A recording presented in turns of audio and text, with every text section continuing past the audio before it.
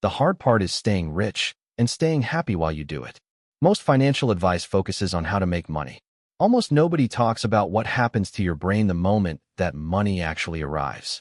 And that gap in knowledge is exactly where good people lose fortunes. Here is why most people misunderstand this topic completely. They assume regret comes from buying something obviously stupid, like a sports car that breaks down or a watch that turns out to be fake. But the real regrets almost never look like mistakes at the time. They look like smart decisions. They look like rewards. They look like the whole point of getting rich in the first place. That is what makes them so dangerous. Financial psychologists who study sudden wealth, including lottery winners, business owners after a big exit, and even professional athletes, have noticed the same pattern show up again and again. People do not usually regret the big, obvious splurge. They regret the purchases that quietly locked them into a lifestyle they could not easily undo.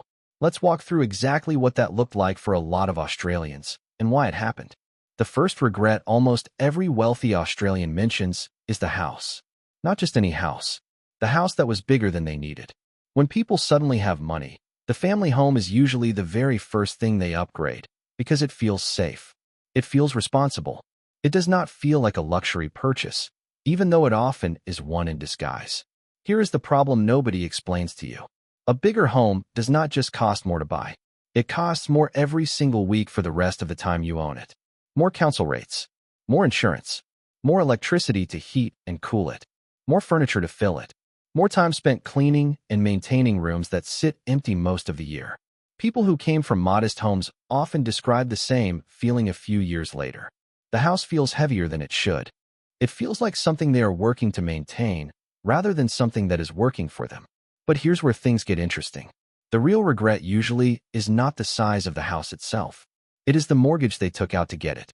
Many newly wealthy Australians borrowed against their new income or their new asset, assuming that income would keep climbing forever. When interest rates moved, or when their income was not as steady as they expected, that oversized mortgage suddenly felt like a trap instead of a trophy. This is one of the oldest lessons in personal finance, and it still catches smart people every single year. Debt taken on during a peak in confidence often turns into the heaviest weight during a dip in circumstances. Now let's talk about the second major regret, and this one surprises almost everyone. It is not jewelry. It is not designer clothing. It is the investment property bought too quickly, without enough research, simply because everyone around them seemed to be doing it. Property has always held a special place in Australian culture. It feels like the safe choice, the grown-up choice, the choice your parents would approve of. So when people suddenly come into money, buying an investment property often feels less like a risk and more like a rite of passage. But here's something most people never realize. Buying an investment property under pressure, without understanding the area, the tenant demand, or the ongoing costs, can turn a wealth-building tool into a slow financial leak. Many newly wealthy Australians ended up owning a property that barely broke even after fees, maintenance, and periods without a tenant, all while telling themselves it was still a smart long-term move, because that is what everyone had told them property always is. This is where authority and evidence really matter. Property can absolutely build wealth over time. History shows that clearly. But the timing of the purchase, the price paid, and the ongoing holding costs matter just as much as the decision to invest in the first place. Buying quickly because you suddenly have cash sitting in your account is very different from buying strategically after real research.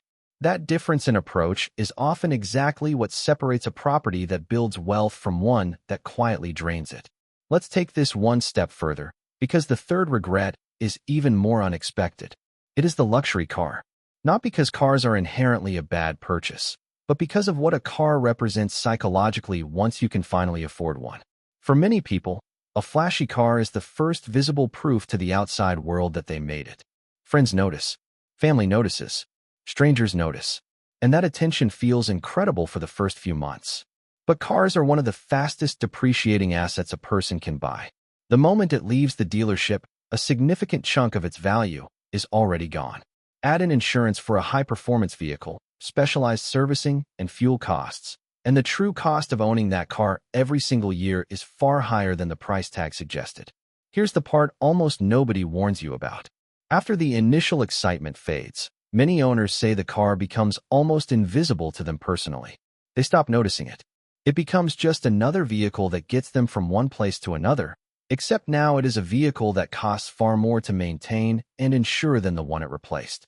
The attention it earns from other people rarely lasts, but the ongoing cost absolutely does. But there's another reason nobody talks about.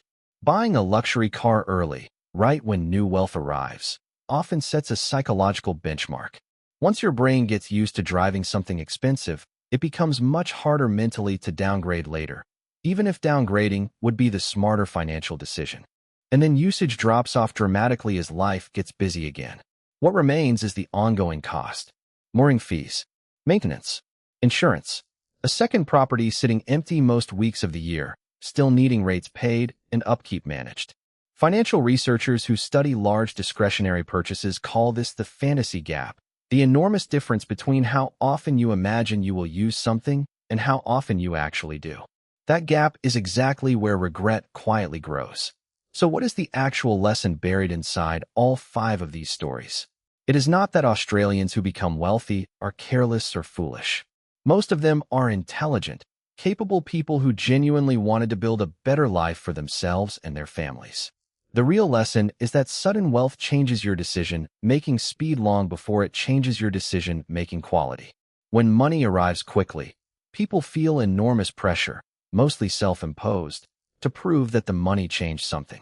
A bigger house, a better car, a private school, a boat at the marina. Each purchase feels like proof of arrival. But proof of arrival and genuine long-term value are 2 very different things. Here is the advanced insight almost nobody shares publicly. The people who kept their wealth long-term and who report almost no regrets years later tend to follow one simple but uncomfortable rule. They wait, not forever, but deliberately.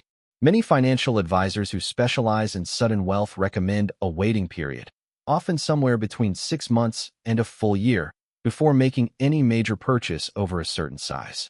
During that waiting period, the initial emotional high fades, and decisions get made from a place of genuine values rather than pure excitement or social pressure. It sounds almost too simple to work, but the evidence